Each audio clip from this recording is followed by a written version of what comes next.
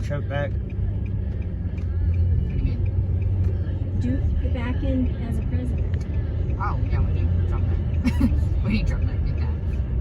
In fact, I actually wouldn't mind having DeSantis run for president. Exactly. There's a lot of people that says DeSantis. Because if it comes down between DeSantis and Trump, like, I wouldn't mind DeSantis actually winning because he could probably have Trump be his vice president that way. Well, Trump won't do that. He will never come second best. I'm going to tell you, he will not. But I know for a fact he will always be a big supporter of DeSantis. Because you know the liberal show The View.